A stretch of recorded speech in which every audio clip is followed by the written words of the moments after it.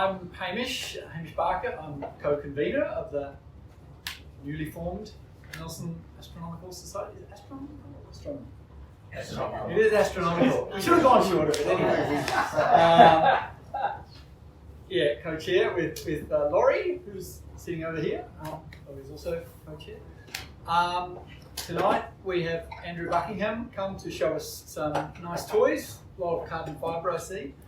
Andrew has a background in astronomy outreach since a long time, running Stardome in Auckland, wasn't it? Planetary, and was previously managing Astronz on the sales side, just managing it, and then you weren't doing it for a couple of years. I had some time off. And then you're back enjoying. Because you can never escape restaurant. Having boxes.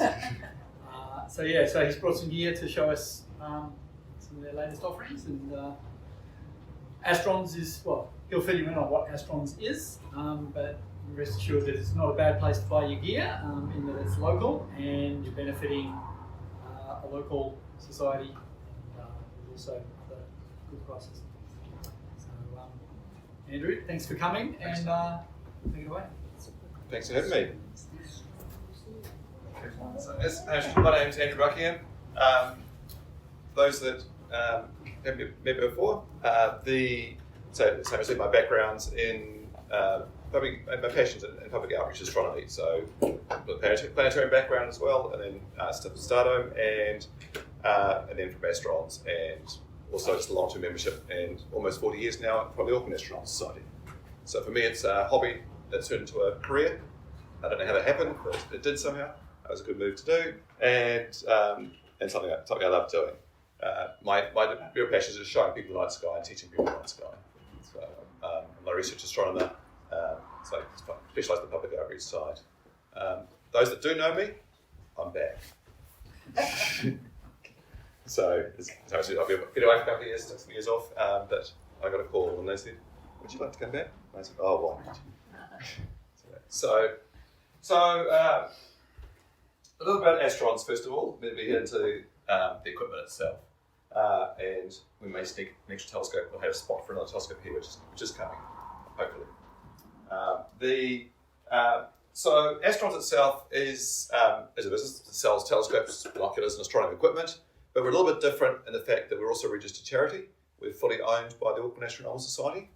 So while we do our business and trade as a business, our missions are a little bit different. We have a lot of flexibility. So all our profits get reinvested back into Astronomy New Zealand. So our missions is to support Astronomy New Zealand, and I focus a lot more on information as much as just selling you stuff and giving advice. So we're happy to give advice to people and help people out with things, because a lot of people getting started, it's a bit daunting. Where do I start? There's lots of options. Where do I start? And that's what we'll talk a bit about tonight. For that. If you have a question, please ask it. Don't be shy. The only rule to have our questions is the only silly question is the one that you ask on the way home. So ask, don't be shy. Although it is being recorded, so they can put you on YouTube later. Feel free to ask questions, especially when I say terms you don't understand. I'll try and explain things. And I've got a wide range tonight, from complete beginners to more experienced tonight. So so a lot of my focus is providing information as much as just selling products. So I see that's important. We kind of operate in a couple of criteria that we operate in. Is that first of all that as far as products go, we don't stock products that we don't use ourselves, because the whole team are amateur astronomers. So my thought is, why would I recommend something to you that I wouldn't use myself? What's that point? So we use these things ourselves. So the idea is we should know what we talk about, because we do use them. We'll have all our expertise in different ways. And the other three is that we try and do our pricing that's basically equivalent to the US pricing. That US retail pricing, converted to New Zealand dollars, add GST, shipping, that sort of stuff, we should be selling for the same sort of price, sometimes even cheaper. And we do that by setting up relationships with factories. We buy direct from factories, most of our products. And some of the stuff comes from big name factories you'd think of, but we know where they're made, so we get them made under our brand. And gives us a lot more control that way. We can choose the quality, and then we buy it in bulk. So whereas you buy one or two, I buy a pallet load or container load of stuff. And and do that. So, and to make that more economical. And I think you may have seen a picture. Those who follow us on Facebook, you may have seen a picture of me back in January standing next to a big pile of Dobsonian telescopes, because we had a big pile of Dobsonian telescopes, and so we came a thing for that. Who's been following us on Facebook for the trip? One person has. A couple people have. Don't let a 27-year-old Gen Z do your first social media. That's what happens. I give her free rein. No, it's been fun. But the problem is we've got a beast now. We have to feed it every day with new pictures. That's the only problem. Nelson might feature tomorrow. So if you don't know what I'm talking about, go and look at Astronz on Facebook, and it'll make sense. We're having a bit of fun with it. So that's kind of what Astronz is all about. But part of the ways we support those missions is start thinking straight away from products. One of the things is something we've done recently is the object of the week, because people buy the telescope and say, "Hey, Dobsonian." Excellent. People buy their telescope and then they say, "Well, what do I look at? I've found the moon. What do I look at next?" The moon's easy. Perfect.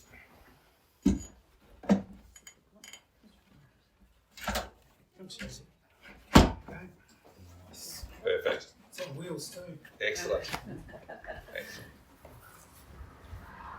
Going to run away by myself. So, so one of the things we have done is our object of the week. So each week we feature a new object. Some of them are more photographic painter objects. Some of them are bright objects like planets. Astron's website up there. You go up on the outbound information menu. Up there is object of the week, and then if you scroll down to, you can see past weeks that we've had Tarantula Nebula and Jupiter and a whole range of objects for that. And we'll show nice pictures, pretty pictures, and we'll show how to find it and information about different things a couple times a week through the post, and both on our social media and through the website. So feel free to use that. That's what it's there for. Use it for the club. Use it for helping people out get started. What should I look for there? You could pick one of the objects, for the next month and say there's a target we can all try and find. The whole idea is there's lots of great EVscope objects up there if you know how to find them. And someone's just overwhelmed to a start. If you suddenly find this one, and next month you found another one, and by the end of the year you've suddenly a dozen EVscope objects and how to find them. And then next year the expert, and they make you give a talk. Cutting plan for that. So so object week is one of that. One of the other reasons we're supporting societies, and we set a kind of win-win relationship with societies. If you're not really involved in it, come and see me, Hamish, or come and see me afterwards, and we'll get it set up. Is our referral program, which is the clubs that are part of that. We give you a code, we'll give you a link and a code and a QR code. And it's not just for members, you can do it for members, but also anyone that you refer to us for a sale, get them to use that code or link or mention the site, you can add manually as well with the order. And we actually pay you back a percentage of the sale. We donate a percentage of the sale back to the club that refers it, basically. So it's a chance we can support our mission of supporting societies around the country, supporting astronomy. We get the wins, we get a sale. You get some money back. Hopefully you can invest that back into club activities as well. It's kind of thank you for doing that. So if you're not already set up for that, come and see me or talk to me when I get back to Auckland, and we'll set you up some codes for that. And same when you're doing public outreach things or public sessions, things like that. People refer people on, get them to use the code. So use the code, it'll benefit the society. So that's one of the programs we do for that. So take advantage of it. I mean, we want to give you money. Is that an incentive? I don't know. If not, I'll come and join your club. So, no, it's just a way we see it as a way of supporting you as well and helping with that. So it's an example of that, and different areas of the country. Otherwise, what we're going to do tonight is basically we've got a quick fair bit to cover. If I miss anything out or you're not sure or feeling shy, come and talk to me afterwards. So I don't do talk all night, because I can talk all night, as Alistair knows. He's just nodding his head now. So he's been suffering. This is the fourth time he's heard this talk. Actually, or third time. So it's his punishment. Basically, give you a general overview of astronomy equipment and on options, but I'm looking at a practical focus. If you want a detailed session on optical systems, that's what Wikipedia is for. Basically, up there, but it focuses on practical use. And the idea is give an idea is I want to do this sort of astronomy. What should I be looking for? That's kind of the thing that there's various tags to go before that, and then you can support each other afterwards. So we're going to cover telescopes, binoculars, telescope mounts. We're going to brief overview of cameras, look at some accessories, and then kind of merge that back together again to make a decision at the end, is the plan tonight. So a couple of things, important things to get started with. For terms, just to you're not familiar with, first one is aperture. And probably astronomy, aperture is our most important thing. Aperture is the light collecting power of our instrument. And most commonly measured by the diameter of the primary mirror or primary lens. So with the telescope, you can see there's a nice mirror down the end in this case. The diameter of that mirror is, in this case, 8 inches or 200 millimeter. So we still think in inches because saying 8 is just easier than saying 200. Or saying 6 is easier than saying 153. Yeah, I mean, it's either way, tomatoes. 8-inch telescope there for, on the binoculars up here, these are 4-inch lenses at the front. In this case, a lens-based system, it's 4 inches of aperture, or 100 mil. You think, well, 200 mil, 8-inch, that's twice the size of this? No, it's not. It's going out in area. This is 4 times the aperture of the 100 mil. So you can see as you grow out. Why aperture is important? Because that's how much light we capture, basically, in the system. The more light we capture, the more detail we see in an object. And so how much detail you see comes from the aperture. Magnification is not so important. Magnification is just how big it is. And you can change that by changing the eyepiece. If you look at a blurry blob and you magnify it more, it's just a bigger blurry blob. So it's not so exciting. If you look at a star is a point of light because it's so far away. It doesn't matter how much you magnify it, it's still going to be a point of light. Even the world's biggest telescopes only see the nearest stars as disks. But yeah, it's still a point of light. So a single star is not so exciting. Unless it can be for science, for some science work. But the one thing you can magnify a reasonable amount is the planets and the moon. Because they're close, when you actually look at a planet, you actually look at a beam of light rather than a point of light. That's why you see a disk. And of course with the moon.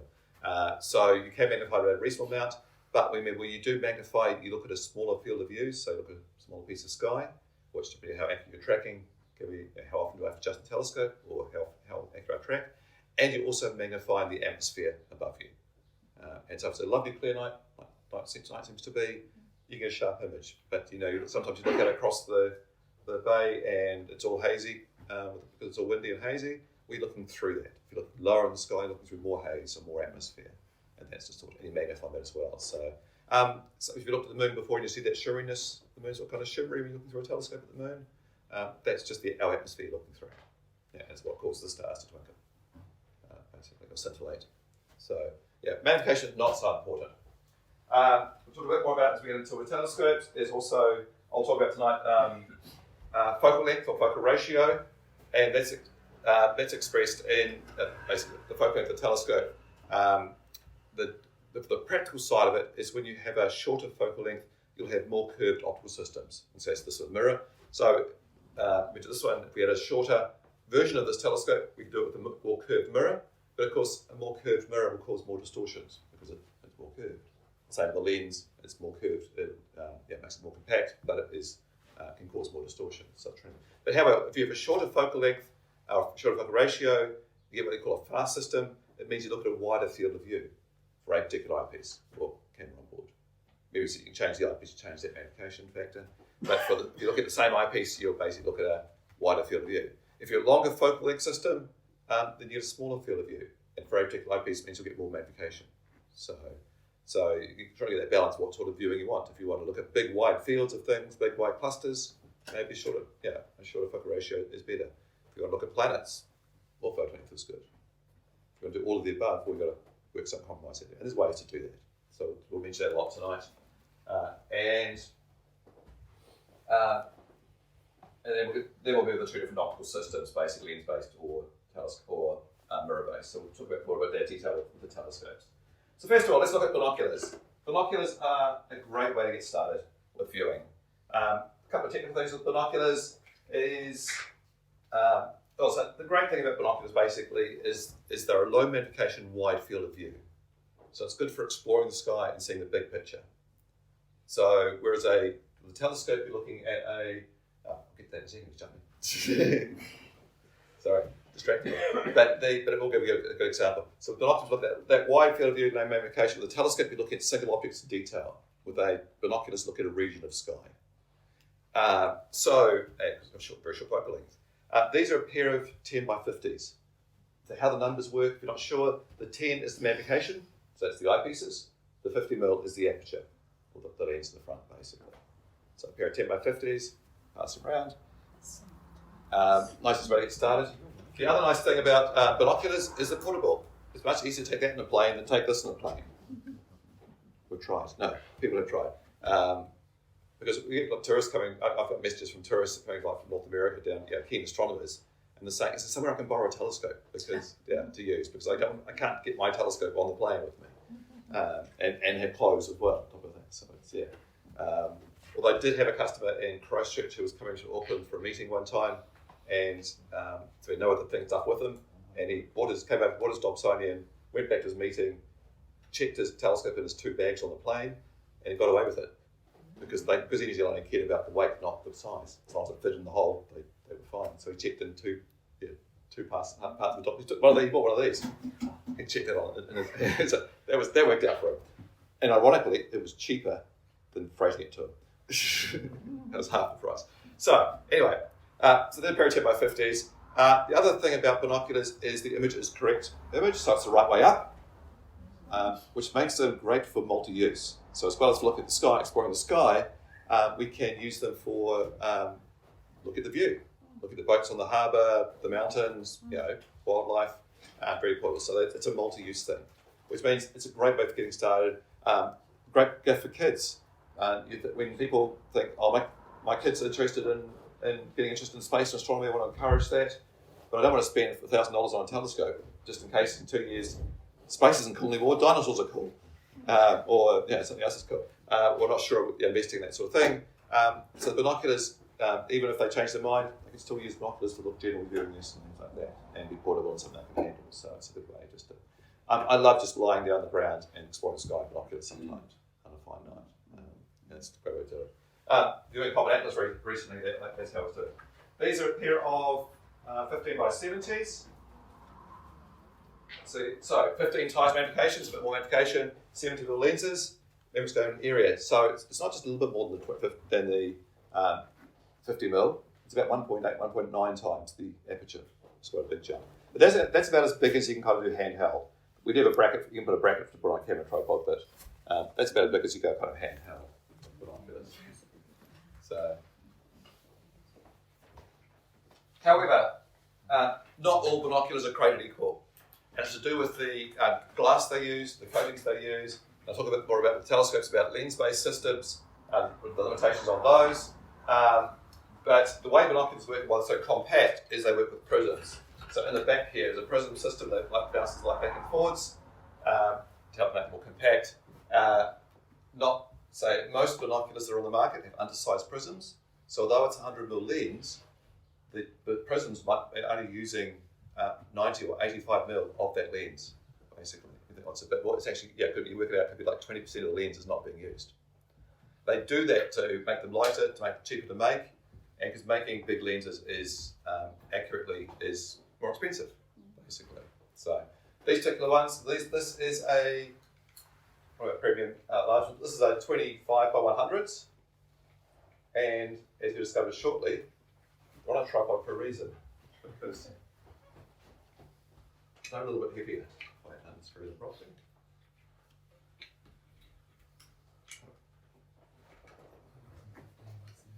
Make sure the screw is fully unscrewed.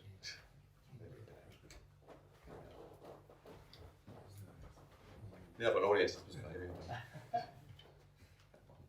There we go. They're about 4.5 kilos.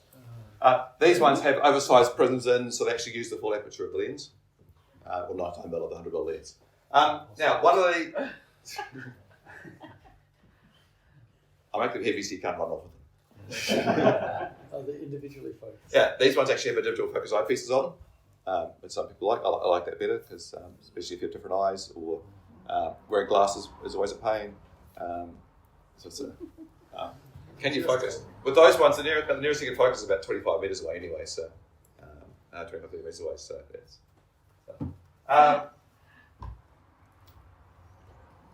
Let's see if I can get the back in focus. So the difference is you look at binoculars is looking at the glass they use. They can do better quality glass. They get better views. The greeny, bluey tint you can see on the binoculars, that's the coatings they use on them to improve the transmission and make clearer images, because the lens system scatters light.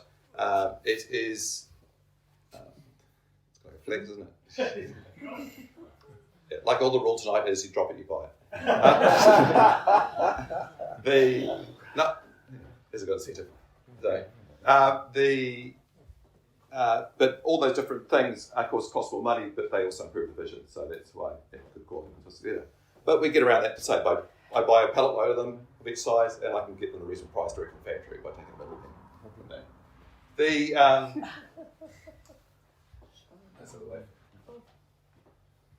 So one of the most common things people see when they're buying binoculars, telescopes, I get asked is quick questions about what do they like to use and what are we going to see.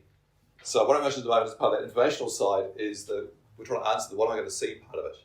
So if we go I warned you. Where's they got a tripod? So on our behind me is the Astron's website. If you go into the the binocular section, our binocular guide, you have the stat. Quickly scroll up a little bit. So the standard sort of stuff we've been talking about with some information on coatings and numbers and things. If you scroll down slowly, all the standards, all the numbers mean the hello focus, all sorts of stuff. You keep scrolling down, you get the text specs comparing different things like the normally get. So you can see there that with the telescope, you're typically looking at about half degree. Remember, the moon's about half degree of sky. So you typically with the telescope look at the moon or a bit bigger than the moon piece of sky. With binoculars, with the little ones, you can see looking 6.5 degrees, you're looking at 13 moons wide. Even with those ones, you're seeing 5 moons wide, basically. But of course, that doesn't help you know what you want to see. That's just stats and numbers and that. So what we've done is scroll down. I took some photos through one. I literally strapped my cell phone on the back of the binoculars and looked at the viewfinder. Now, what we're trying to do now is do the same thing, but with some nighttime objects, like the moon and objects in Paris. But the idea here is to, what am I going to see difference between a pair of little ones and the big ones? And if you click on the Brown Bay Reef one down the bottom left, you can see you're seeing the reef and half the North Shore of Auckland, basically, and look at detail you're seeing. But if we scroll out, if you click on it again, it'll go out. If you click on, say, the third one across, that's the 2080 binoculars, which is just like small node, you can see your magnification's higher, smaller field of view, but you see a lot more detail. And I'll show you you can try the fourth one, which is the big binoculars. Unfortunately, it was the first one I did. I still didn't get in focus. I went back the other week to redo it, and which was I had perfect conditions, just about to do it. Realised the tide was in.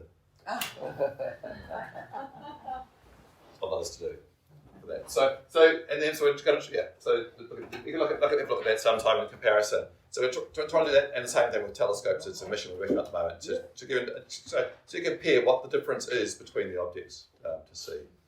It's tricky because at night time because what the camera sees is not the same as what your eye sees. So we're working our way to doing that. So binoculars, great way to get started, great multi-purpose tool for exploring the night sky. So let's move on to telescopes. Our problem here tonight is there is no perfect telescope system, no perfect optical system. There are pluses and minuses of everything. So it depends what do you want to do, your budgets, and what sort of imaging you want to do, what sort of viewing you want to do, basically. So we'll quickly went through the different options and some pluses and minuses. Again, afterwards, if you've got more detail, come and talk to me afterwards. We'll start off with just like the binoculars, a lens-based system, a refractors or lens-based system. At the front here is a primary lens, and it's how people commonly think of what telescopes are. It's a tube on a tripod with a lens at the front. That's how people depict telescopes, and it's probably the least common telescopes out there. But, making lens-based systems, refractors, the problem is making good quality lens large is expensive. And no single lens is perfect. As when light goes through a lens, it distorts. Obviously, light's bending through the lens. You get things like the different frequencies of light, the different colours of the light bend at different angles, slightly, very slightly. But you get what's called chromatic aberration, which you see if you look at something bright like the moon, you'll see it's got an orangey red fringe on one side, a bluey green fringe on the other side. That's because the blue light's bending differently from the red light. and so forth. In the middle, it's all been cancelled out, but you're not getting a sharp image there. But it shows on the fringes. Or you've got something bright in the daytime, like a bright mountain edge or something like that. It shows up. It's a good way of testing optics in the system. Every lens system has that, but you can improve that by adding different things like better quality glass or the multiple coatings on the glass, or you can add corrector lens and so forth. And we're going to start a theme tonight now is that the real theme tonight is every problem here can be solved with money, yes.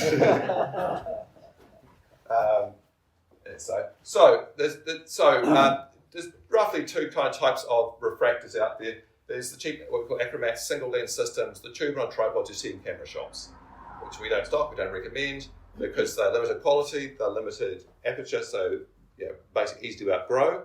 It's a little detail you can see with it. And the other thing is, because they're made cheaply, is the telescope itself may be okay, but they normally come with the accessories, like the tripod they come on can be really lightweight, and a little bit of breeze falls over or wops in the breeze, and or the eyepieces come with them are very basic, and it just can be a disappointing viewing experience or something you outgrow very fast. You look at the moon and go, what do I do next? See if you buy one. Look, I can find the moon, and then you might get a planet, it's so lucky, but then it's limiting. In fact, the handheld binoculars can get just as good a views, if not better, for that. Often they're shorter focal length, which means, what's the first thing you want to look at when you buy a telescope? Besides the moon? Normally planets. I can write to planet. I want to see Saturn and its rings. Because when we want to look at magnification of the planets, so a short focal length scope is actually not a great scope for the planets. So a lot of those people buy those scopes with good intentions, but they're actually not the best tool for looking at planets. So now, high grade refractors, how they make them better is they're using better quality glass, using better coatings, but most commonly also adding extra lens in the system. So you can take your lens, like your eyes have got a lens in it, and my eye's not that good, so how do I fix it? I put another lens in front. Corrector lens, basically, for that. Something of a two-lens system. And to do that same telescope, put a second lens system there. We call it Doublet. And it's better, but not perfect. So let's put a third lens in there. Put a pair of glasses on the pair of glasses, basically. You get a triplet system in there, and so each lens correcting, it's reducing those effects like the chromatic aberration, the imperfections of the lens system. But of course, each time you add a lens in there, that's more money. So they get expensive very fast. So high-end refractors do get very expensive, but they have a purpose, and most commonly for the astrophotography market. So if you're into imaging, because they are short focal length, you get a wide field of view compared to other telescopes, and very good optics. It's like putting a massive big lens onto your camera, basically. So pop it that way. And because they're small and lightweight, you can put on small, lightweight mounts, basically, so it's just easy to set up that way. Now, for those interested in photography, we'll talk a little bit about tonight, but those interested in photography, aperture is not quite so important. Sure, aperture does see more of a detail, but because with modern camera systems and doing photography, you can take you can do long exposures for a start, and you take multiple exposures and stack them to process and stack them together. And between all that processing work and multiple exposures, you can get your detail out of that rather than needing massive aperture. Sure, a 10-inch telescope is going to see better than a 4-inch telescope, but a 10-inch telescope is much bigger. I want a 12-inch telescope, no, I want a 20-inch telescope. And the sky's the limit for that. So refractors have their purpose, but good quality refractors do cost money, and where you can use them visually, they are still limited aperture for that. So most telescopes out in the market are reflectors or mirror-based. This is a Newtonian system. Newtonian system's nice and simple. The great thing about them is it's simple. Nice, simple, easy, reliable system. Mirror at the bottom, light goes down, hits the mirror, goes up, and goes out the side. So it means it's more compact because we can get that focal length down because the light's bouncing back and up. So it makes it a bit more compact. And they come in various flavors. This is an f6 ratio, so this size. You can do an f4 version, which is about this big, but that's more curved mirrors, so it gives more distortions. But easy to make because they are a simple system. They're very easy to make, so it's a good general purpose telescope. It's an easy way to get big aperture at a reasonable cost. For that. This particular version of the Newtonian is called a Dobsonian. The Dobsonian part is the base, and so we'll talk a bit more about mounts afterwards. But the whole purpose of this is it's simple and manual, basically. The worst thing about it is it's simple and manual. No, it's the best anyways. But that has its advantages and disadvantages. We'll talk about that with mounts. But it provides you something you can actually get a decent aperture with at a reasonable cost and a simple optical system that's not easy to maintain, basically. And can take a fair bit. I love it for public outreach events because if someone bumps it, it's not going to matter. If a kid does something silly, it's not going to matter. It's easy to realign and fix. So, one of my favourites is Dobsonians. So the Newtonian system. However, the curved mirror system is more susceptible to a bit more distortion and depending on the focal length, how much that shows. When you're looking through it with a curved mirror system, you actually get refractors as well, with the lens and the curved system, is when you're looking at an object like a cluster of stars, the stars in the middle will be nice and sharp, but the stars towards the outside of the image will start to distort, and they get kind of stretched a bit, which they like tails on them. It's called coma, it's how you see it. Now, the degree of that coma will depend on the optical system, and an F4 will have more coma than an F6 like this. You might not even see it with your eyes that much, especially when you get started. After many years, you get fussier and fussier, but at first you won't even see it. The Newtonians probably have the most coma in the system for that. However, again, if it's a problem, you can get a coma corrector. Get a corrector lens. Put the correct lens in the system and reduce that down, so you might even see it. And the different grades of that, you might get a cheap coma corrector, or basic standard coma corrector for this price and does this much work. You can also get a $200 coma corrector. It's good for this. You get a $600 coma corrector. It does even more job. Just a bit fancier lens, basically. But like the optician, you get a $200 pair of glasses versus a $1,000 pair of glasses. You like to think the $1,000 ones are better quality. But, generally for that. So everything can be fixed in some ways for that. So that's the Newtonians. Next reflector we're going to look at is a Cassegrain. So this is one of our new toys. I bought it because it's cute, our baby one, and because it fits in the car easily, basically. But it's a brand new one. So this is actually a carbon fibre tube. This is the classic Cassegrain. So with the classic Cassegrain, light comes in, hits the mirror at the back, goes to the top, then bounces back down the middle, and you look through the bottom here with the camera or only 4.5 inches, so good for the photography market. It keeps it visually, but it's good for the photography market to go on a small mount. You can see the advantage of the Cassegrain system is it's very compact because the light's bouncing back and forwards. You can put it on a smaller mount. They're a longer focal length, so with this one F6, this one F12, so twice the focal ratio. So actually the focal length on this one's probably longer than this. Just slightly longer than this one, which doesn't make sense, does it? Yeah. Which one do you think? Which one's longer? This one. So, to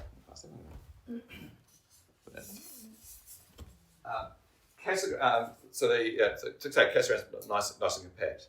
There's a variation on here is the Schmidt-Cassegrains. And the Schmidt-Cassegrains are generally F10 ratio. Most commonly under brand names are the Celestron or Me telescopes, two very well-known brands. What they do is they put a corrector lens on the front of the telescope there to make up for the imperfections of the optical system. Again, just like putting a pair of glasses on. But you are adding a lens in there, so you create props well, so you've got to balance those two, get a very good lens. The downside of those, two big downsides of those in New Zealand is the corrector lens, first of all, is fitted at the factory, it matches the telescope at the factory. So if you break it or damage it, you're stuffed. We'll take it off. Yeah, we'll take it off here. But then you have a classic Cassegrain that won't focus properly. Yeah, it's hard to focus, so yeah. So don't damage them. But the biggest problem with who's got a Schmidt-Cassegrain? Anyone got a Schmidt-Cassegrain? What's the biggest problem with Schmidt-Cassegrain in New Zealand? Jew, yes. So you have to remedial that, and Jew shields, Jew headers, or my favourite one at a star party is the Barbie hairdryer. Barbie hairdryer on a long extension cord works really well, apparently. Yeah, we tried that. Luckily, the owner of the hairdryer was actually asleep at the time. But a member was hosting the star party. Yeah, we had it at his place. But I have seen the best ones at a star party where someone actually had a battery-powered hairdryer, and they were the most popular person at the event for that. So you have the lens up front, same with the refractors, they dew up very easily in our climate. So a Schmidt-Cassegrain is one nicest about it. They're very easy to maintain for collimation, things like that. This is a little bit more technical, but not too much more. But the Schmidt-Cassegrain is probably the most telescope that's closer to the most all-round telescope for photography, viewing, multi-use type thing. It's probably the best there. It still has a reasonably long focal length, so it means your field of view gets smaller and high magnification, but it just depends how you set it up on your mount to use it on. But yeah, it's probably the closest to an all-round scope, popular that way for that. It's just a better quality optics than this, but of course, it's more expensive. In fact, that are probably this as the whole package is only slightly more expensive than that, just the telescope by itself. Even though it's a fraction of the size. The 8-inch version of that is twice the price of this, and doesn't come with a mount. So it's different there. When we get into the full through, I'll talk about how to compare some prices. Lastly, is the Ritchey-Chretiens, which is behind me here on the mount. Is this one? Looks similar to the Cassegrains. The light comes down, up, and back down again. The difference is that the optical system, instead of having parabolic mirrors, it has hyperbolic mirrors. And while the Cassegrains do have a coma, it's a lot less coma than the Newtonians. The Ritchey-Chretiens don't have any coma at all. They have a flat field. And that's all hyperbolic systems. And these are designed for imaging, for astrograms, designed for imaging. You can use it visually, I have done so, but it's best really designed for astroimaging. And most big mountaintop telescopes here in the world are a Ritchey-Chretiens type design, or variations of that design for that field. Because if you're spending $500 million on a telescope, you want a really good sharp image for that. Now, it's only the last probably decade or so that Ritchey-Chretiens have come down to a consumer level sort of days. Ritchey-Chretiens were out in the market, but they came from specialist companies that custom made for you, and they were very expensive. And I'm talking about a 12-inch scope would cost you the range of $40,000 US. Yeah, just tells you buy a mount for it. Yeah, another 40 grand. So it was a specialist product. Lovely telescope, but it was the sort of thing only very few people bought them for themselves. Yeah, more institutions bought them. Or when Lotto become a big customer. Sorry? And you're saying that was priced in now? So for a 12-inch, you're down to what's the range? Under 10 grand for that. For that, but say especially, but the 8-inch is $2,000, around sort of range. So it's and much more. Yeah, that's much more flexible and useful. When you get to the size of a 12-inch telescope astroimaging, you start having a permanent mount and start building your own home observatory because they're a lot less portable and practical. That's the problem, that you get a deep hole. I'd like this telescope on a bigger one. I don't want to have to carry and set up every night, so let's put a pair in and do it properly. And then, I want to set up every night, so let's just leave it there all the time and put a shed around it. Well, let's rig up the computer so I can control it remotely from the computer. We have an observatory. Yeah. So, which is cool, but yeah. So it's that requirement. So you asked some questions about comparison in price. So we do the optical system. So we'll talk about an 8-inch system just because 8-inch is a nice sweet spot in aperture. It's not too big, it's not too small, something I can outgrow easily. An 8-inch Dobsonian like this sells for $1,000, $975. That sort of area. An 8-inch Cassegrain, just the optical tube without a mount, is about $1,800. The 8-inch Schmidt-Cassegrain, and the reason they're a bit more expensive is because you're paying for a brand name, with Celestial you're paying for a brand, so you probably look at $2,300, $2,500, that sort of range. Again, just the telescope, not the mount. With the package, it's a lot more, I'll talk about that in a second. 8-inch Ritchey-Chretiens about $2,000, and again, just the optical tube. When you buy, so while you can buy packages, and with like Astronomy comes as a full package and some options, we can also do it so that you can mix and match to suit your needs. So as we look at tonight, I'm planning to do this sort of thing, viewing with it, so I want to get this sort of telescope with this sort of mount. So you can mix and match your products up. So let's quickly move into mounts and do those. Two basic types of mounts, and each one 2 areas. First one is the Alt-Az mount. Alt-Az stands for azimuth altitude. So left, right, up and down. I can relate to that? Yeah, I can relate to that. Yeah, how we think, left, right, up and down. Azimuth, altitude, nice and simple. And that's the beauty of them. They are simple and we relate. And 2 different types. We have the manual mounts like this, where you just do it all yourself, or you can go into what we call the Goto mounts, which are the basic computer control mounts, and this is what this one over here is. So this is the AZ Pro. Now, the great thing about a Goto mount or computerized mount is once you have it set up aligned, is the criteria. Once you have it set up and aligned, it will track automatically and it will find objects for you automatically. Which sounds great, doesn't it? Makes life easy. So you can go to the air controller, or this one has Wi-Fi on, so you can sit with your phone and do it. And type in, I want to find Jupiter, and it will go, around in the air and many lines to say that way. In this case, up is down, and it's north, south, east, west, not up and down. So it goes up to that, move around to find the objects, and then it'll be tracking an object for you automatically. Nice and easy. However, the two downsides are you've got to go through a setup routine, and depending on your system, you can tell it's alignment stars. Like Celestron uses a system where you tell it there's a bright star there, a bright star there, a bright star there. Or you tell it that star's Achernar, that star's Canopus, and my location is in Nelson, and it is 9:30 p.m. And then work it out, basically. This one gets even fancier. It has a GPS on board, so it actually knows where it is and knows what time it is from the GPS. And it has a magnetic sensor on board, so that when you first set it up, you put it in auto mode, it does a 360, and it uses its sensor to work off the Earth magnetic field, which way it's facing. So now it says, I know where I am exactly, I know I'm facing that way, this is the sky. And it checks that and puts an object and say, is the object in the middle? You say yes, and away you go from that. So that's a bit more setup, whereas this one you take it outside, put it down, you saw how fast Brett set it up, it's going. So a bit more setup that way. But the biggest downside is, of course, this is technology and mounts and gears and motors. So the money is in this, not in the telescope. So as a purpose, I love using it, but sometimes I just go back to the Dobsonian because it's not simple. Manual and simple, easy. Comparison, 8-inch Dobsonian is around $1,000. 8-inch telescope is like on a mount like this. You're looking in the $4,000 to $5,000 range. It's around, there's a number of options and configurations you can go for. So it's a whole different kettle of fish, especially as a beginner getting started.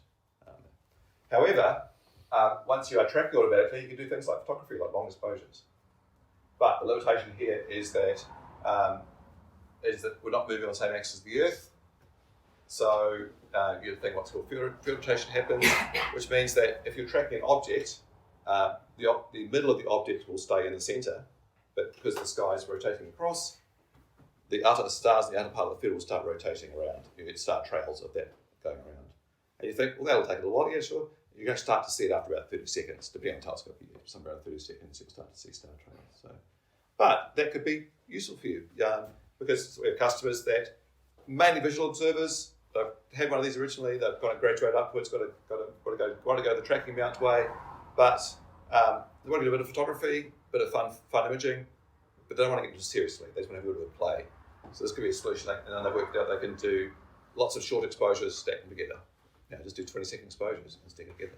And there's lots of bright objects, you can do some pretty cool stuff. That keeps it simpler for them. They don't want to go to where we're going to next for that. So alt-az mounts are nice and great for visual observing. However, so with an alt-az mount like this, if you look at a star over there, and you want to move the star over there, you just do that. You move the telescope from that star to that star, or from that star to that star. Easy, because you move on those coordinates.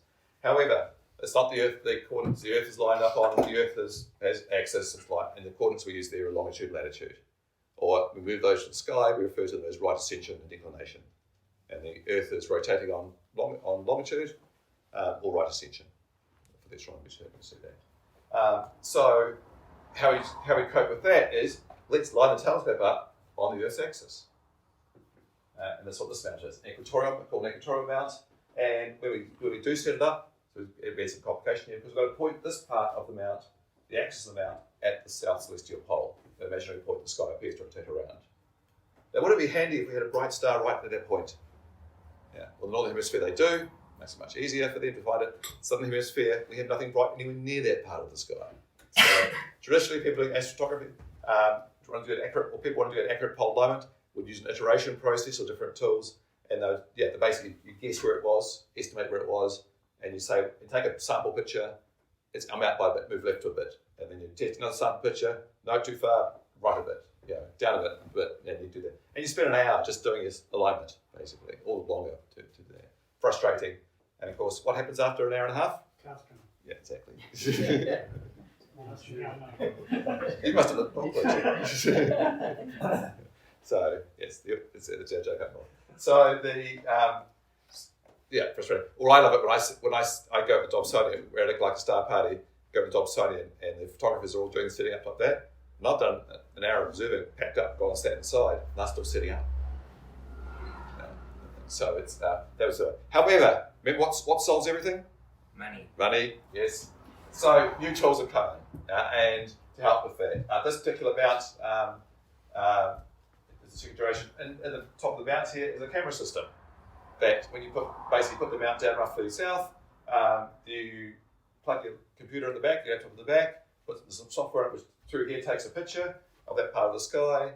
It looks at the pattern of stars. It does a procedure called plate solving. Basically looks at the pattern of stars and says, I recognise that pattern of stars, but I don't want to be there. I want to be there.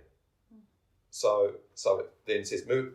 Basically puts a cross and a circle on the screen, and you use the fine adjustments and you move it together. And you can do a very accurate pole alignment in 5 minutes. So a bit of technology makes that process much simpler for you and more accurate than having a bright star there, type of thing. The money factor is there. Some of these model mounts like this ones have it built in, so it's going to be that generation. When we first had them in, it was the Polmaster we first had in Auckland, and I did a demonstration at one of the society meetings with someone. And we showed it to people, and then the idea, the concept, that's a good idea, that's nice. It's on the price, $500, I'll think about it.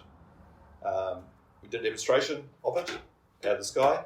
I sold 3 that night, 6 of the week.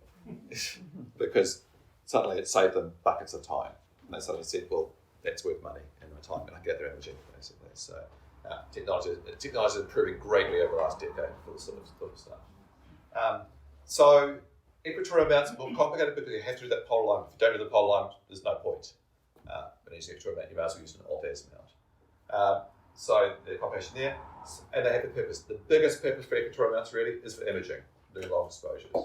Because once you are lined up, it means the telescope only ever has to move on one axis. The mount has to move one axis, basically, for that. So, and you don't get field rotation. So that's part of that. You do see some telescopes, especially some of the cheap telescopes, come in these. You get little versions of this. They come on a little manual equatorial mount. You see the shots of that. Horrible. Because with an equatorial mount, we're going from that star to that star. We can't do that. You've got to move on 2 axes. You've got to move longitude, latitude. So to get that star, you've got to go that curve from that arc to there. We must go that arc and that arc to get there. And that's for a beginner. That doesn't make sense at all. Even to the extent, one of my favourite ones was a customer, someone who actually lived near me, brought down one day this telescope that husband had bought on a one-day sales site. It was actually not a bad scope on this manual equatorial mount. What she really wanted was something to look at the boats on the harbour. So, 2 problems here. First of all, it's a mirror-based telescope. Everything's upside down. That didn't work. Looked at a very small field of view, over-magnified small field of view. But if she wanted to move from that boat to that boat, she had to move the telescope like that. And that you couldn't work that one out. So what she ended up getting, what she really needed, was a big pair of binoculars. Basically, because that's perfect for that, basically. Good idea. A good idea without knowing that information first. It looked like a good idea. Just a telescope, they just point it and it goes, doesn't it? So, so equatorial mounts, really, unless you have a need for them, and those manual ones stay away from, because they're visually doing stick to an alt-as mount, if you have a very simple stick for that. But with alt-as mounts, you can go manual or off that. Or the Goto mounts, basically. So let's briefly look at cameras as we head to astrophotography. So those are for astrophotography, 3 main areas. Basically, there's the wide-angle Milky Way type shots, and you can do those with just a standard camera with a lens on it, with long exposure. I missed one. I knew I missed one. Yeah. That one. We'll get to them too. So we'll come back to them in a second. So Milky Way shots, standard camera lens, get wide angle basically, don't even telescope. Good way to get started with astrophotography, and all you need is something like this. So what this is basically a simple equatorial mount, but without the computerized bit added onto it. So goes to a standard camera tripod, put it on. The angle is our latitude. Put a ball head on, put your camera on board, basically. When I turn it on, it just rotates around once every 24 hours, or every 23 hours, 56 minutes and 4.09 seconds, if you're going to be very fussy. Every day, rotates around once. So it means you can do long exposures then, and not have stars trailing. The great thing is, of course, it's nice and portable. This is designed just for putting a camera on board. No telescope. We can put a small telescope, but just putting a camera to sort of mount the camera trackers. And it's a good entry point to get into astrophotography. I call it the gateway drug to astrophotography, basically, for that. So runs with battery. Portable, you can take it out hiking with them. People take it hiking with them. Goes to stand a camera tripod for that way. It's a nice, simple mount for that. So that's for that wide field stuff. It's a very forgiving way to get into astrophotography because you are imaging a wide field. It means if you're not quite lined up accurately on your polar alignment, it doesn't show that much. If you're doing a very long exposure, it might show a bit more. But if you're doing, say, 1 minute, 30-second exposure, it's probably not going to show very much. And you can take a picture, and if it does show, you can just adjust it a bit and try it again. You're only losing a couple of minutes every night. So easy way to get in for that. The next step up is starting to use telescopes, and then we go into planetary imaging. Now, when you're imaging planets, you use it on the Equatorial mount. It's great. You can still do it on a Alt-Az mount. You can even do it on Dobsonian. If you're a bit patient, you can do it on Dobsonian, because when you're imaging planets, basically you do lots of very short exposures. Well, actually, you don't even do real exposures because the planets are so bright, especially with things like Jupiter, Saturn, and Mars. And so what you actually do is take a video of the image. Now, each individual frame is not that great because it's a very short exposure. You look for atmospherics. But if you take 1,000 images, and that can do that in a few minutes. Do the maths. You're taking 30 frames per second for 2 minutes. It's a lot of frames, basically. And there's software out there that goes through, can help you go through that. And it's free. You can go through those frames and pick out the best one. You might say, I want the best 20%. So you say the best 20% of those things, we'll keep those and we'll stack those together, and the combined image brings your detail out. So that's a great thing. So it's an easy way of getting into imaging through a telescope because you can capture images very fast. And there's even tools that, because Jupiter rotates on its axis pretty fast, there's even tools that will de-rotate the images for you before you process it. And they're free. Someone's written a program and put it out there on the internet and said, use my tool. It's really cool. So it's a good way of getting into playing with that. And because you're doing short exposures, you can do an Alt-Az mount. And also, you don't have to worry about field rotation because you crop out the rest of the sky. The planet is right in the middle of the image. What are the programs? The different stacks of EVscope stacker, Registacks. Astro Stacker. There's about 3 different ones out there. The derotation one is Wind for the rotation one, yeah. So that's let's go there. Now the next step up is to doing deep sky imaging, and that's the deep end of the pool. And definitely don't recommend getting started there. You need a system like this, Equatorial mount, telescope, and the cameras I'll look at shortly, and then you start adding more gear on because you might add a second camera on to help you with your tracking more accurately. You might add a filter wheel on to add filters on. You might add a focus reducer in there to get a wider field. The rule here is, especially with deep sky imaging, there's always more. There's always something more you can buy for your system, isn't there? And you end up looking like this.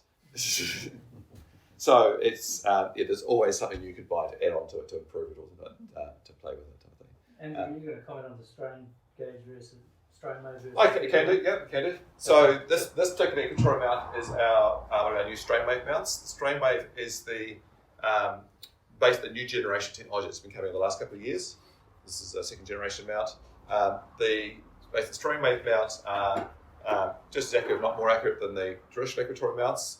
The last generation we thought was small and compact and great and lightweight. And these just left this behind.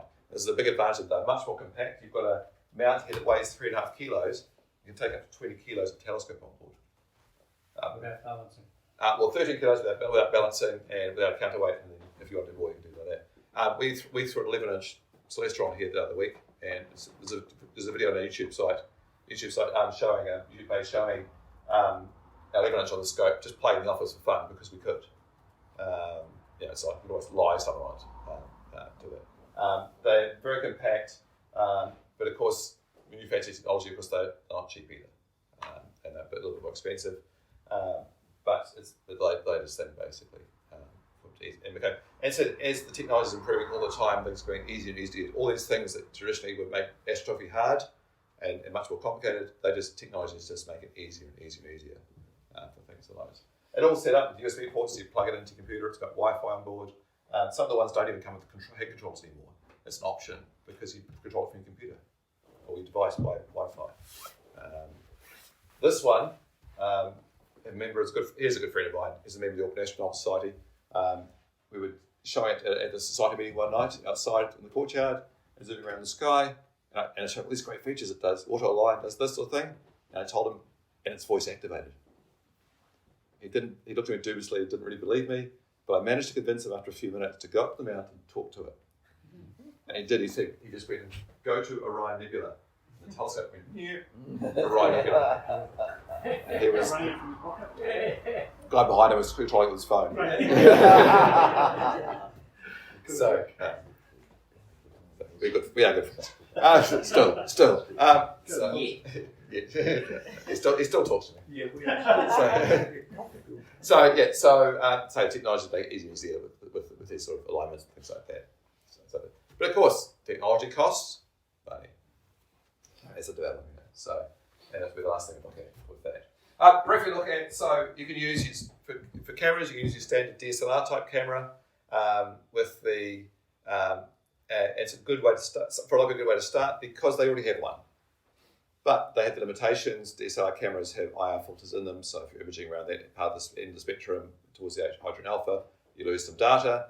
They're not cooled, so they're a bit noisier, but don't have one. But they have a battery on board, so you don't need a power supply for them. They have a memory stick on board, so you don't have to have a computer, plug in a computer to capture images. So yeah, but they're a bit more heavier because of that. So a bit of a good way. Some people do that way. Other ways to dedicate astronomy cameras. This one is for tiny, isn't it? It's great. It's designed for planetary guiding or planetary imaging.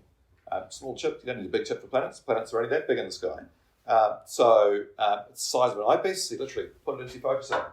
So plug it in and connects back to your computer by USB. Gives its power through that USB and just control it from your computer and captures images. And so you can plug it in, capture your planet frames, and do it very simply. A bit more accessible. This particular one is $400 because it's like the older generation version. The latest generation, which is basically it's USB-C, a newer chip and USB-C instead of USB Mini or whatever it is, USB-B on the back. It could be $1,600. That's what $700 in the range. They were cheaper, but the dollar dropped. I'm sorry about that.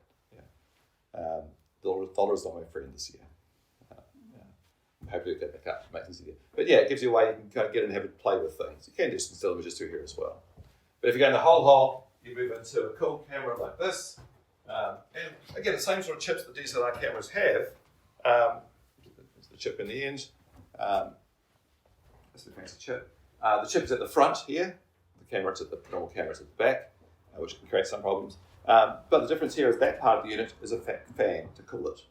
By cooling it down, it reduces noise, it reduces electronic noise basically, and because it's tweaked, the chip is tweaked for astrophotography, and then when you plug in software, you control it from that, and you can do calibration frames, and calibration frames can help you get out again imperfections in the camera type of thing. For example, a camera might have a hot pixel in it, or you can help you edit out cosmic rays going through that bits and that. So depending how fast you want to go, you go that way. Make a whole range of sizes. They range from the $1,500 to $2,000 mark through to full frame camera one, $9 or $10 grand.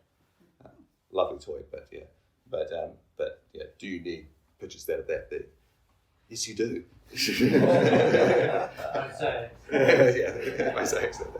So it's like a big fancy DSLR. You can get a whole range of things from that. But something that is new, come and look at this. That's interesting. Look at it. It's the new Kyoto's brought out in last year, came out just before Christmas, is the Minicam 8. One advantage of the proper Astro cameras is you can buy them both in one-shot colour or mono versions. The mono cameras are more sensitive than the one-shot colours, so you do shorter exposures. However, to get your colour image, you got to use filters and then do a red exposure, a green exposure, a blue exposure, maybe a luminance exposure, which then means you need a filter set, and that costs money. And you get a lot more processing because you got to take time and put all those 4 images together. And you say, oh, that's not so bad, it's just 4 images. But no, you typically do tens of images of each one and stack them together to get your resolution and multiple exposure. So a lot more work in processing. You can spend hours on the process. Calibration frames. And get calibration parameters through them all, and yeah, and you can automate the process and stuff like that. What QHY have done here is they have taken used a small chip. So yeah, good for beginners, don't need a big chip, small chip in there. They've added a filter wheel, so that part's the filter wheel in the middle. It comes with it, and the fan in the back, so it's cool. So it kind of fits all those needs. And stupidly, they've done it for a price that is less than the cost of the filters, the filter set. So you can do a mono one that way. So yeah, it could be a good way. It's got really good reviews. They've been so popular in the first batch that we didn't even get it. We went to get a test one to play with. They couldn't supply the test one because they didn't have enough. They sold out. A new shipment coming down this month. It's already half sold out. So we're waiting for that to hopefully have a test one. But they look really cool for that. So if you're interested in that sort of thing, come and have a look, come and play. It's just a kind of providing. Yeah. How big is the chip? I would have to look it up. It's the IMX 585 chip. I think it's about 4 by 6 millimeters, something. Yeah, I'd have to look on the website for the spec. I can't remember. I'm a visual observer, so I'm not an astrophotographer. That's why I like Dobsonians. So one of my team is more this imager, and he teaches me things. I'm aware of what he does and use them, but I just don't do it myself. And so it's brilliant. It's sad. It's only been out for a few months. QHY sold their entire first manufacturing batch out in January. What sort of filters are The monochrome version comes with a LRGB hydrogen alpha 03 S2. Yeah, full set basically. They've just done small filters to fit the chip. Is it Octodon filters, if you know? I don't know. They come and have a look afterwards. The colour one comes with some some light pollution filters and UVI colour filters and stuff like that. So. But it's only, the monochrome version is, with filters and everything, is $1,700. So it's a little more accessible, basically. If you get started, we can easily spend $3, 4, 5 grand just on the camera. Then the filter wheel, another $600. Then each filter, good quality filters could be, RGB set is about $450 or $500, or depending on what quality you buy. So about 2 grand. Or if you go that one, then you get a narrowband filter set. That's another $2 grand, and suddenly get your load ticket. So. Lastly, just briefly just cover. We can talk about this accessories. There's a whole range of accessories. Telescope, different eyepieces for different magnifications. Those eyepieces have different qualities. And often the type of eyepiece, often do number of lenses in the system. So a standard everyday eyepiece might have 4 elements in it, so 4 lenses in the system. A fancy one might have 6 in there. A real fancy one, I've had some nice ones that have actually a 9-element system in it. But it means every time you add a lens in it, adds more cost. Every time you add a lens in, potential light scattering and distortion. So you've got to make the lens better and better, more expensive, and suddenly you can spend $500 on an eyepiece. But for a basic eyepiece, you can spend $50 to get a nice eyepiece, or $100 to get a nice eyepiece. There's a range there. Again, come and talk about that. Afterwards, have a play with them. The other thing is, because it's a slightly longer drive to our showroom from here, and there's a ferry in the way and that sort of thing, one of the things we promote is that if you want to talk to us, want to go into more detail on these things, we do what we call the virtual showroom. Basically set up a video link with you from the showroom, and we can sit down and bring up some free time and spend some time and look at different options and go through and show things to you and explain things and sort of stuff. So if you want to know more, just get in contact with us and we can set it up to do it and sit down and have your own private session for half an hour and do that and play with the toys instead. So the whole point of this was to work out what we want to buy. Hang on. Yes. What about the EV? Oh, yes. I forgot last night as well. Alistair has to use this. Excellent. So, a couple of new things. I'll do this side first. I mentioned that with the astrophotography side, you can get a whole, you start adding a bit on. You add a filter wheel, you add a camera on, you add this on, you add this on. Each one nowadays could be controllable, computer controllable. you might change your focuser to an automated focuser. You fancy if you have one that changes automatically with the temperature changes, so it stays in focus. So, of course, you've got to link it back to your computer to control it. Great mental control. And that's why you spend an hour setting up, because you've got to plug everything in, make it coordinate it all, and coordinate all the software and stuff like that. What's coming on the market now is something I've heard with the ZWO's ASI Air, is basically control systems for doing that for you. And what we've got coming soon, it's in development now, is QHY have a system called Quarks, which we have we're involved in the development team of. So we have a development version of the software. It's looking really cool. It's actually based on a Stellarium engine. And it's basically an operating system for controlling your computer system, your whole setup, in a box that's a Raspberry Pi box, basically. And then it has lots of ports in it. You plug everything into. It controls all those. You link it back to your Wi-Fi, back to your computer. Modern astrophotography, you put the telescope out in the cold into that side gear. You sit inside where it's nice and warm and watch the images come down and process them inside, or watch TV. Or Will it be equipment agnostic, unlike the ASI? that's the big difference. It is going to be open source, fully open source, and the whole point is it's going to be work with everything. So we're trying to work out. It's got limited drive at the moment, but when it's stacking up, their whole point is to make it. It is true open source. Can understate sometimes the ability how good it is to actually be inside. I actually bought my dad a C-Star, he's 50. He's got multiple sclerosis, and basically for him to be able to sort of like sit inside in his chair and be able to sort of run a telescope, it's it really makes it accessible for him. Yeah, that's where we come to this corner. This is what we've done separate. It's kind of a whole different sort of product. Or it's a whole different sort of product. It's the digital, or what people call the smart telescopes or digital telescopes. You mentioned the C-Star.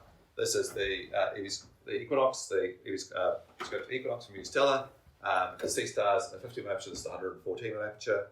I describe it a few ways. It's a fun way.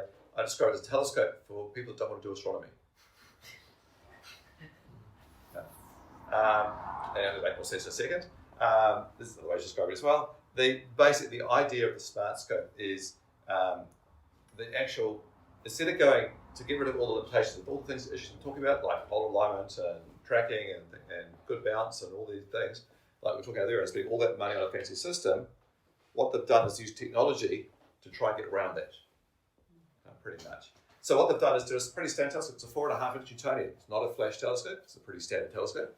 The mount itself is a Goto tracking mount, but it's just a basic mount. But nowhere near as accurate as those mounts are in its tracking ability. And the other way I describe this is this is a $1,000 telescope with $3,000 of software aboard. Because when you're using the smart scopes, is you basically put it down, set it up, put it down, turn it on, connect to it with your phone, and it's all controlled from your phone or your device. You say go. It does. Wait, that one's voice control? No. If I say go, you push the button. You push the button on your phone that says it says orientation. And what it does is it knows automatically from your phone, gets data from your phone of where it is, knows longitude, latitude, and time from your phone. So it doesn't need GPS. It takes a picture of the sky above it, looks at the pattern of stars, plate the soul, says, I know where I am. Knows the sky automatically from there. On your phone, you say, I want to go to this object, or type in, search this, or just point and say, I want to go to that object. It goes there.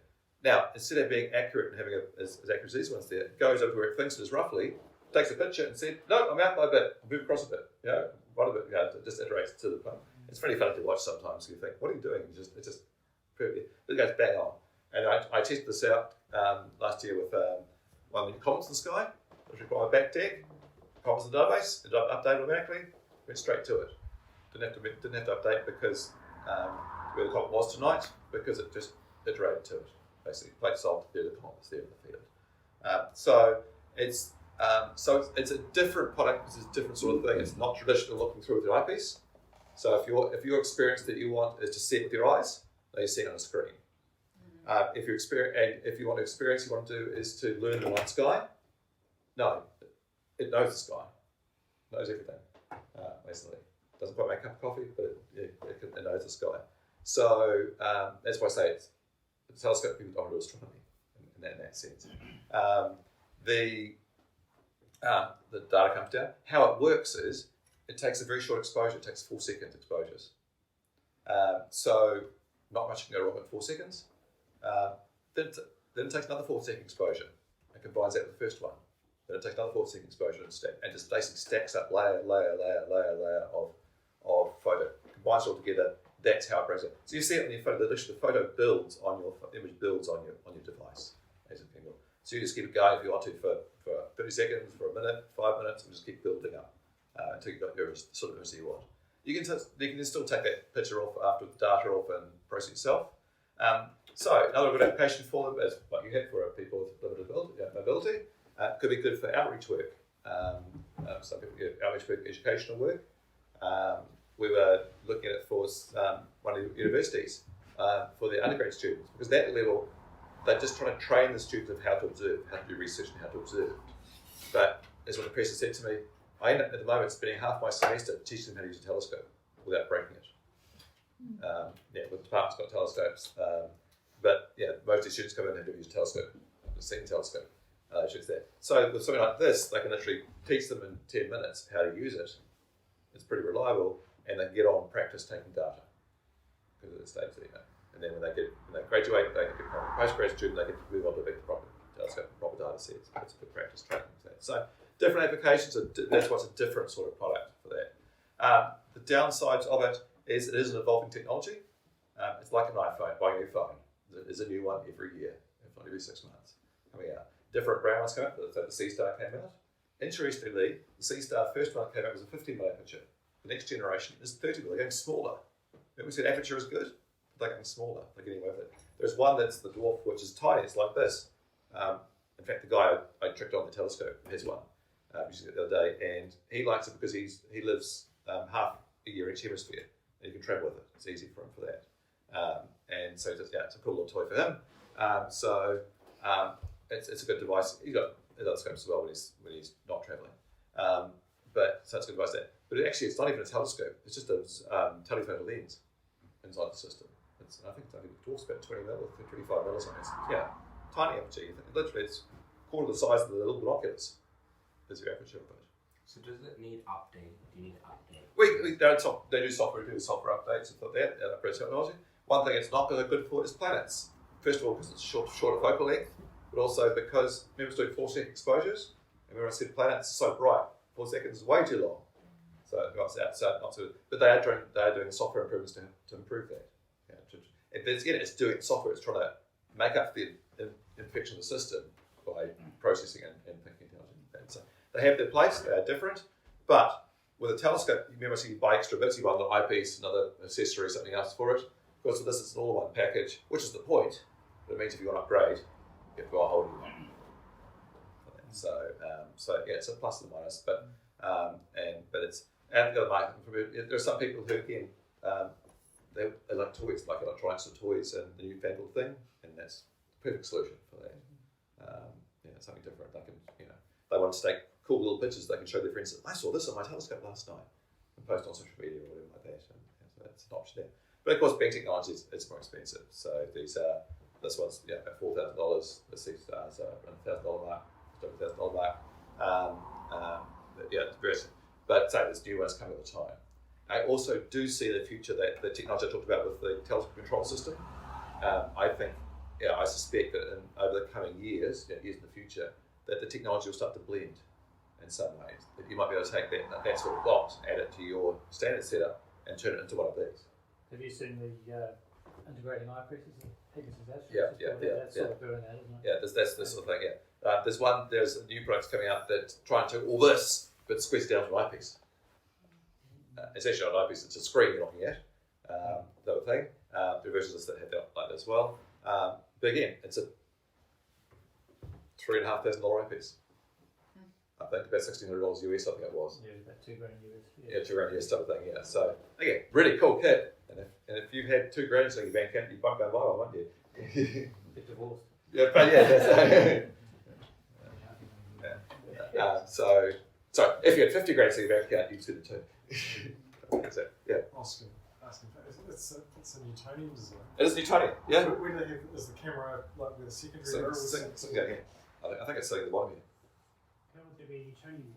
No, sorry. Yeah. It must be up there. It's a prime focus. There's Yeah. no secondary. Sorry. Because then there's just a little ribbon cable to it. I had to think for a second there. So, and they do that because Newtonian is simple, easy to make, cheap. This is the optics itself are pretty standard basic. So. Is it a battery? Yeah, runs off with a battery. Yeah. Makes a lot. Take that portable. Yeah, it's quite good for outreach. But to be and some of the outreach people they use to combine. They have this going as well to show people on the screen. Like you have 9 people connected at a time, 9 devices connected at a time. They do that. But they also have one of these telescopes so people can look at their eyeball on as well, see the thing as well. So do it both ways. So they're complementary in some ways. It's different. That's why I haven't done it with the traditional systems, basically, for that. So because I'm talking all night again, just to kind of wrap it up, to take this knowledge we've done and try and make some sense. So as I mentioned before, the big things that people only ask is, what's it like to use? We've done that a little bit. What am I going to see? Well, come to what I'm going to see part, we're going to try and add that to the website and help that. It's an ongoing process of how to do that because it's tricky with doing it with making cameras look like your eye. The other reason we say to people is use the club. One of the biggest things we refer people to who come to us if you're not sure about what that sort of thing is, to go along to like an astronomy club. We're referring people to clubs all the time. Something I didn't mention on the website is in our innovation section we do have a listing of all the astronomical societies in the country. Make sure you are there. And also I think we've just got a straight link to the website at the moment. If you want any other information there, tell us and we'll happily add more information on about your meetings or contact information. If I can then inject in a plug for our observatory nights, we'll be starting up again once daylight saving ends at the so yeah, Clifton Terrace School. Yeah, Clifton Terrace. We'll be putting information out on our website and stuff, but when that's let everybody know. We're not on there. Not there? We're not on the list. Oh, not on the list. So we'll make that. Someone take my card afterwards and email me details. I'll get it on there. There are some gaps in finding. So and tell me what information you want on there. We'll get you on because that's it's all the time I'm referring people to clubs. Go and try a telescope out. We see the benefit of that. You get someone coming along. Hopefully they might say, "We like these guys. We'll join as a member." It works for you as well. And I'd much rather. I'd say it's stupid, and I'm in the business selling telescopes. I tell you, don't buy a telescope. Doesn't make sense, does it? But I'd rather have someone come along to you and try a scope out and say, that's what I expect, that's what I see, I like that, that's what it's like to use, I like that. They'll come to me at the end and buy a telescope. Then you tell them to tell me that you sent them, like every cut. Win type of thing. So, for that. So, but yeah, I'd rather have that than someone getting a telescope and not knowing how to use it or not being what they wanted. They want to look at the boats in the harbour, not the sky. Or the worst case I've seen recently is a few years ago, someone who come in Canterbury somewhere, who Christchurch, didn't buy from me. They basically spent, it was a sort of random trade we're looking at. They spent over 20 grand on this massive big astrophotography setup, EQ6 or 8. With a 120mm refractor on, a spree for refractor on. It's a real high-end triplet refractor, brand new, big chip camera, accessory this, accessory that. Even so, he went back and bought some more accessories for it because he was keen. Set it up in his living room, had a picture of it set up in his living room. What I'm guessing happened, he made it so complicated and such a big learning curve, he overwhelmed himself. A year later, had never used it.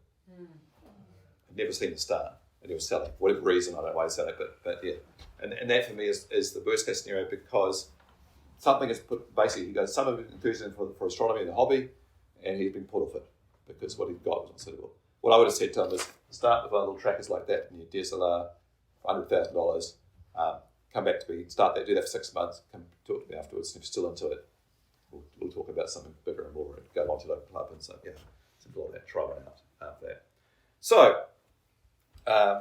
Basically, things to consider is aperture, obviously, and then the contrast for that is portability, because 8-inch might be the sweet spot for you. 12-inch is twice the aperture, it's great, but it's this big, and bulkier, and twice the weight. Now, if you're just using it at home, you've got a wheel from inside to outside, say put wheels on it, go from inside to outside, not a problem. If you want to put it in the car and take it out to the dark sky reserve, need a big car. And suddenly your $1,000 telescope has turned into a $50,000 car. Yeah. A 12-inch just fits across the Toyota Land Cruiser. You sound experienced. I purchased my car on the basis it fits a 12-inch Dobsonian. Yeah. It's the easiest way to scare a car salesman is you turn the car out with empty telescope boxes. So aperture versus portability. So we get there. Looking at what sort of work you're going to be doing. Visual observing, super simple. Dobsonian, simple, manual, easy to operate. Why pay for a fancy mount? Yeah, spend $3,000 on a fancy mount that you don't need. Might be cool to use, but do you need it to get started? Simplicity of that could be the right way. But if you're doing photography, then you've got to think about what you're doing with that. Now, it can work out actually cheaper to buy 2 telescopes.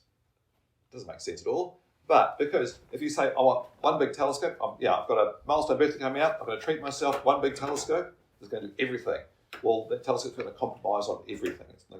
It'll do everything average, nothing well.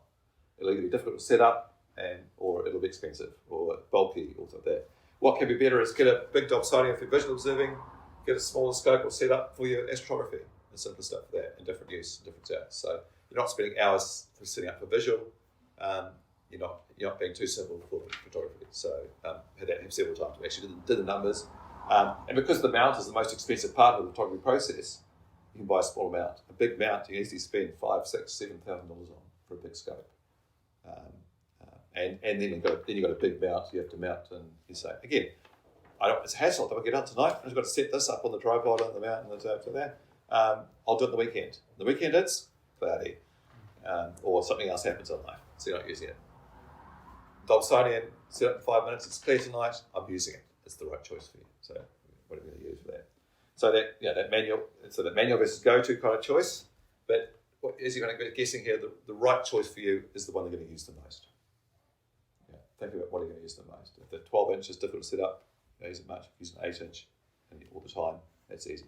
8-inch is the most popular size for that reason. It's a sweet spot. Not too big, not too small. Sees a decent amount of stuff in the sky and not going to outgrow it easily. It's a lot better than a 6-inch. A lot. Yeah, because 6-inch to an 8-inch is, the 8-inches are configured a bit better, but a 6-inch to 8-inch is almost 70% more aperture. Yeah, you think, it's just 2 inches, but no, it's two-thirds bigger. So, but a 6-inch is still a great scope for entry level. It's $600 versus $1,000. So you're buying for your teenager who wants to get started, or that's your budget point.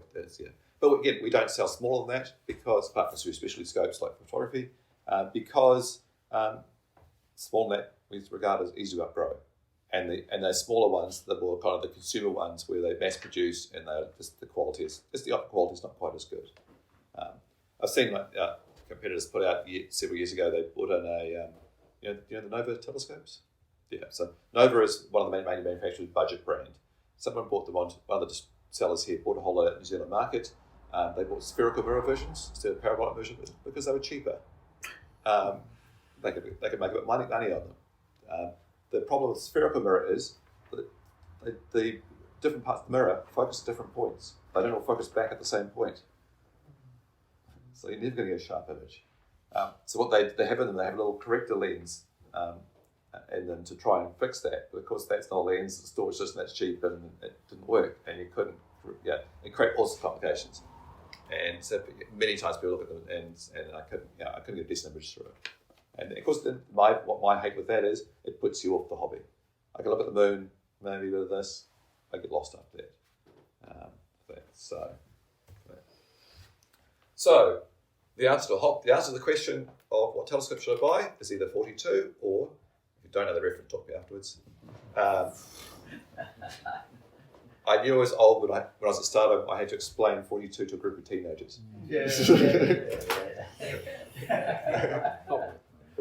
was a school group. Yeah. So, or the other answer is it depends.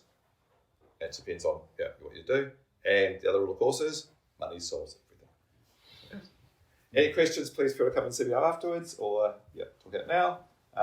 Come and play with the toys. That's what they're here for. Come and have a look at the toys here. And want to set up a time with us, come and talk to us online as well. Feel free to ask questions. I'm happy to give advice. We're going to find solutions that work for you. Thanks for having me. Thank you, Andrew.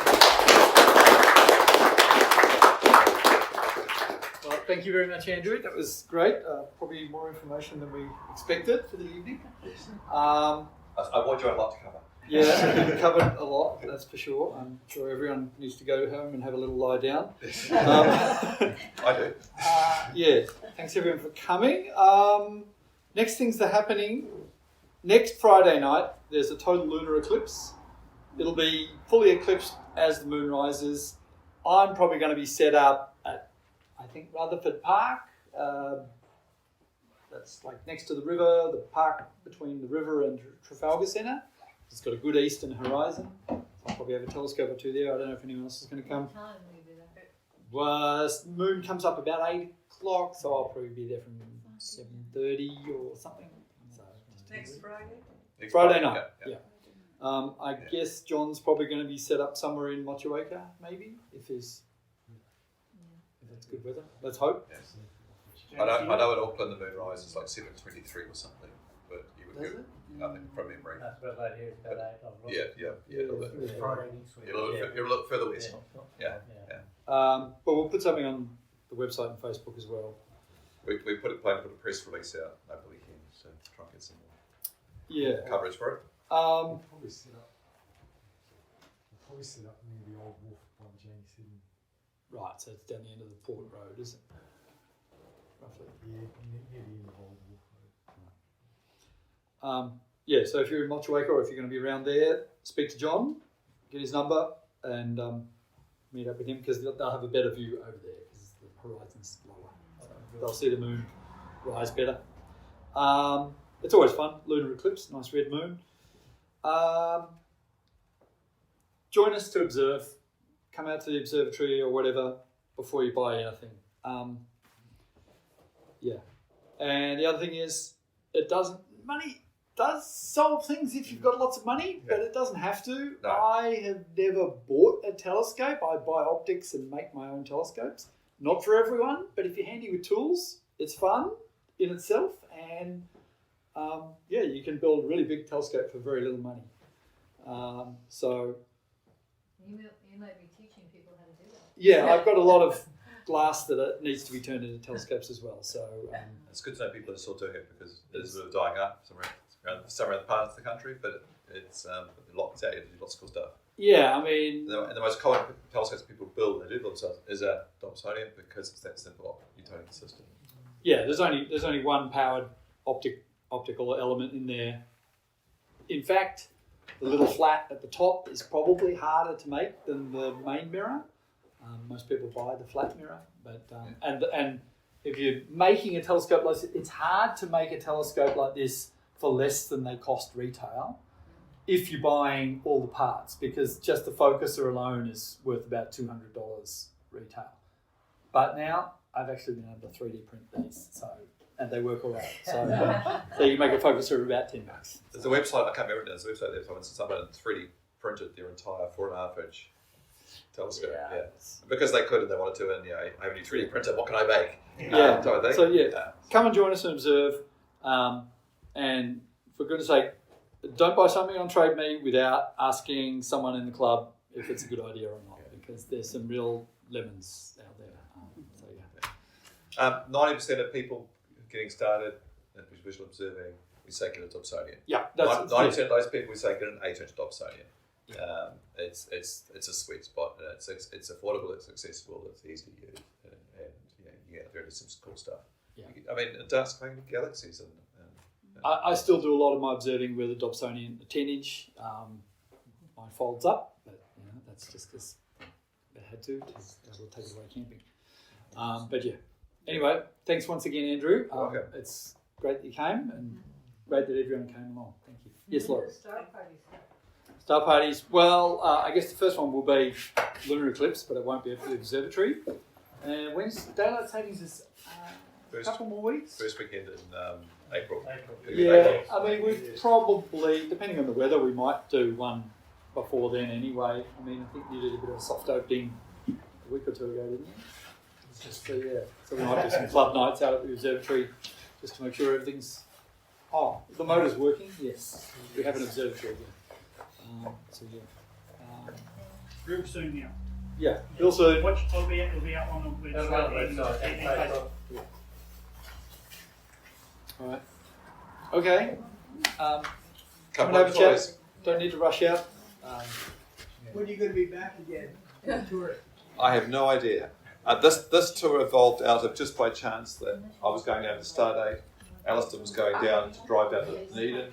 He said, "You want to take some gear with me so I don't have to freight it down." And then from that it evolved into, well, why don't we go down to Stardate together? And then if we're going this way, we'll just make some stops on our way.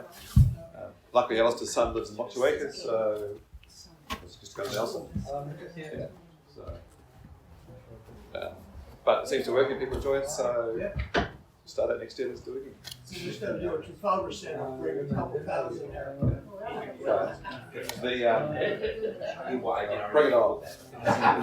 Bring it on. Except this time of year is good for next time and autumn and going to the south, which is not attractive. We had snow on the Goto this morning.